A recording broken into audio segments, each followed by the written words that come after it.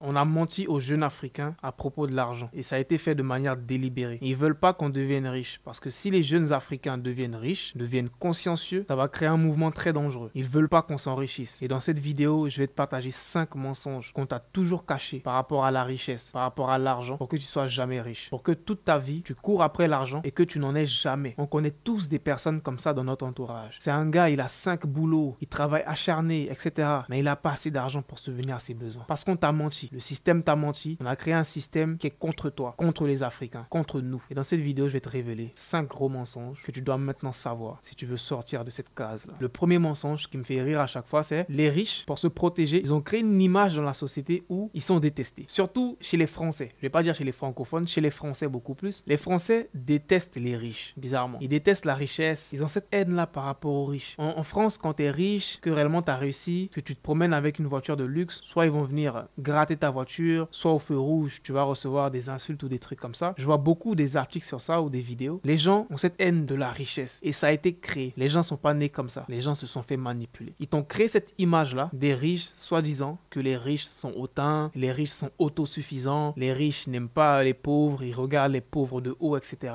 Ils veulent s'accaparer toute la richesse du monde, etc. C'est cette image qu'on t'a créée des riches et du coup, cette image t'amène à détester la richesse, à détester même l'argent. Donc sans le vouloir, ça te crée ce blocage dans la tête où tu détestes les riches. Donc, si tu détestes les riches, tu vas pas vouloir être riche, tu vois. Tu as sûrement déjà entendu cette phrase-là de gens qui te disent « Si c'est pour être riche et être hautain, je préfère ne pas être riche. Si c'est pour être riche et regarder les gens de haut, je préfère ne pas être riche. » C'est cette image qu'on t'a créée des riches. Et même si tu rencontres quelqu'un qui n'est pas hautain, quelqu'un qui a de l'argent, juste parce que tu as cette image des riches, tu vas assimiler ça à cette personne-là. Et une fois, j'ai vu un commentaire comme ça en bas de ma vidéo qui m'a choqué. C'est-à-dire que j'avais fait une vidéo où je parlais d'un abonné. Un abonné qui était en train de perdre sa chaîne et je disais à mon audience d'aller juste s'abonner et l'aider. Et là, il y a un commentaire qui dit « Ibrahim, je savais pas que tu étais aussi humble. Ah Ibrahim, je te connaissais pas aussi gentil. » Et là, je me dis, les gens ont cette image directe qu'ils vont t'associer dès que tu parles d'argent. Peu importe qui tu es, peu importe ta personnalité, du moment, c'est plus les Français et les francophones qui font ça. Du moment où tu es vraiment transparent par rapport à l'argent, tu parles de grosses sommes, ils vont t'associer une image. Ils vont même pas chercher à savoir qui tu es réellement. Et ça, c'est la réalité. Et le système a créé ça. On veut te faire détester les riches. On veut te faire détester la richesse pour que tu sois jamais riche. Comme ça, l'argent va rester entre les riches. L'argent va circuler entre les riches. Ça a été fait exprès. C'est le premier gros mensonge qu'on a créé pour te tenir loin de la richesse. Et ensuite, le deuxième mensonge qu'on a créé pour faciliter ça, c'est faire des études et un boulot et tu seras stable financièrement. C'est une grosse arnaque. Tu seras pas stable, tu auras un semblant de stabilité. Parce que tu te rendras compte que du moment où tu perdras ce boulot qui est censé être ta stabilité, ta vie sera instable. C'est un mensonge. Le système a été créé de sorte que la majorité des gens, et je précise bien, le système a été créé de sorte que la majorité des gens suivent ça. Comme ça, il y aura une minorité qui seront réellement riches, qui auront tout l'argent et ça va perpétuer. C'est pour ça qu'ils ont créé l'éducation nationale. Comme ça, tout le monde a la même éducation. Réfléchis. C'est pour ça qu'ils ont créé ça. Pour que tout le monde, la majorité, suive ce chemin. Comme ça, nous les riches, de notre côté, on garde notre richesse entre nous. Si tu regardes aujourd'hui, les plus grandes richesses du monde, ce sont des richesses générationnelles. Hein. C'est pas les milliardaires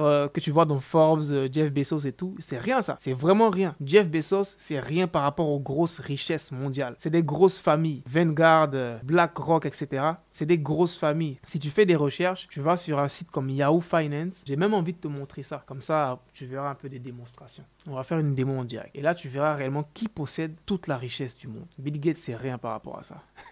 Bill Gates, il est contrôlé par des gens plus riches. Et je vais te dire qui contrôle Bill Gates. Va sur ton ordi, on va aller sur Yahoo Finance. Et ce qui nous intéresse, nous, c'est les stocks. Les actions. On va aller dans cette barre de recherche et on va écrire par exemple Apple, tu vois. Tu vas écrire Apple et on va voir l'action de Apple. Donc Apple, c'est une société qui est cotée en bourse, c'est une société publique. Donc tu peux voir ici leurs chiffres publiquement, etc., leurs actions. Et le plus important pour nous, on peut voir qui possède le plus d'actions dans Apple. C'est-à-dire qui a le plus d'argent dans Apple. C'est-à-dire qui à l'argent et qui contrôle réellement Apple. Parce que c'est pas le CEO de Apple qui contrôle Apple, ce sont les investisseurs qui contrôlent Apple. Donc quand tu viens sur Apple, tu viens dans Holders. Holders, c'est genre ceux qui possèdent l'action. Et tu verras que dans le top des Holders, il y a Vanguard et il y a BlackRock. Fais la même expérience avec Microsoft. Microsoft, qui est une société différente. Hein. Tu viens dans Holders, tu verras que les deux premiers qui possèdent la majorité des actions chez Microsoft, c'est Vanguard et BlackRock encore. Fais la même chose, va chez Tesla. Tu mets Tesla. Tu viens dans Holders, encore dans Tesla. C'est un exercice que tu peux faire. Hein. Tu verras que rien n'est fait. Shake, tu verras que chez Tesla aussi, les deux grosses institutions qui possèdent le plus d'actions, c'est Vanguard et BlackRock. Fais l'exercice avec toutes les grosses sociétés que tu connais. McDonald's, Burger King, H&M, toutes les grosses sociétés que tu connais, elles sont contrôlées par ces deux institutions, Vanguard et BlackRock. Et ces deux institutions sont des institutions qui possèdent, je pense, la majorité des sociétés qui existent dans le monde. Ces deux institutions-là, elles sont gouvernées par des familles ultra riches. C'est pas le genre de famille que tu vas aller voir dans Forbes, parce que leur richesse est tellement grande qu'on voit pas ça dans Forbes. C'est des trillions de dollars. C'est même pas des milliards, c'est des trillions de dollars. Pour te dire que ces riches-là, les vrais riches dans ce monde-là, c'est des familles qui sont riches depuis des années, des décennies, et ils ont créé un système qui fera qu'ils resteront toujours riches. L'argent restera toujours entre eux. Donc même moi, quand je te dis j'ai gagné 10 millions de francs CFA, c'est rien. Je suis pas riche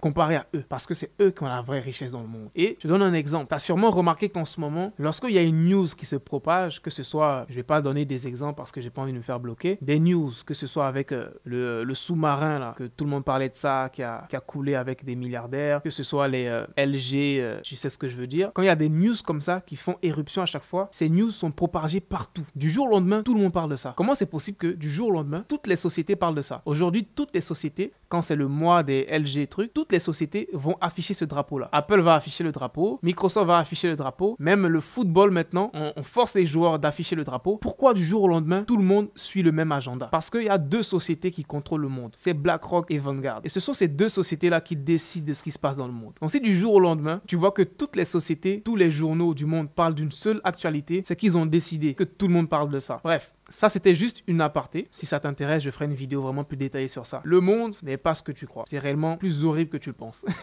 Mais c'est le premier point. C'est le premier mensonge qu'on t'a toujours dit à propos de l'argent. Les riches sont hautains, les riches sont ceci. Donc, ça te crée un blocage et tu veux pas devenir riche et tu n'as pas d'argent. Et ça, c'est valable pour les Africains, c'est valable pour les Français, c'est valable pour les Américains. On veut pas que la majorité des gens aient de l'argent. Premier point. Le deuxième mensonge qu'ils ont créé pour empêcher les jeunes Africains de devenir riches, c'est le mensonge par rapport à l'égalité, l'équité. On a cette utopie là de penser que le monde est juste, le monde est égal, quand quelqu'un gagne 1 million, il va partager avec les autres, etc. Demande-toi pourquoi, dans le même pays, le Nigeria, il y a des gens qui sont milliardaires en dollars, il y a des gens qui sont milliardaires en moins que rien. Demande-toi pourquoi, dans le même pays, il y a une telle inégalité. Parce que ça n'existe pas. Les riches ne veulent pas qu'il y ait des égalités. Les riches ne veulent pas qu'il y ait de l'équité. Ok? On voit très souvent ces phrases-là qui disent si Bill Gates prend toute sa fortune, il va éradiquer la misère en Afrique. Si Elon Musk prend toute sa fortune à lui seul, il va éradiquer la famine en Afrique. Mais il veut pas, tout simplement. Si lui, il éradique toute la famine en Afrique, que l'Afrique se développe, comment ils vont faire pour voler nos ressources?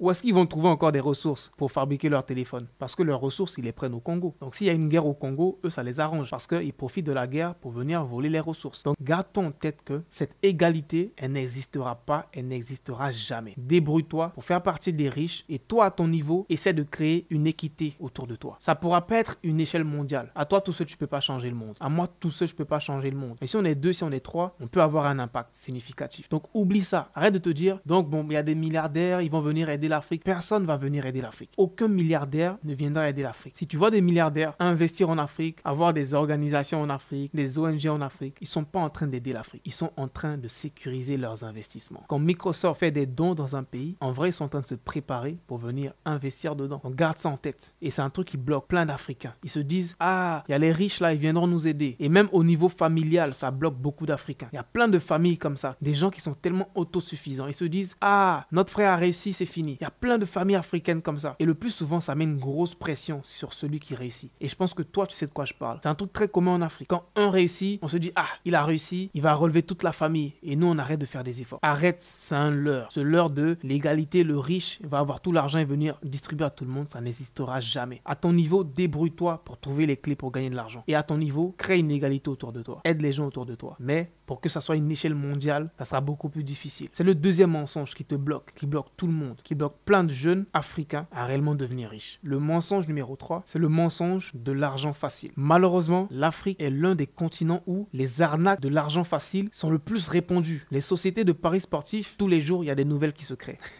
Les sociétés d'arnaque de Ponzi, tous les jours, il y a des sociétés qui se créent. Les sociétés d'arnaque de système pyramidal, tous les jours, il y a des sociétés comme ça qui se créent. Et chaque société va amasser des milliards et va disparaître. Et ça va se répéter, ça va jamais disparaître. Parce que c'est ancré bizarrement dans notre mentalité. La mentalité de l'argent facile.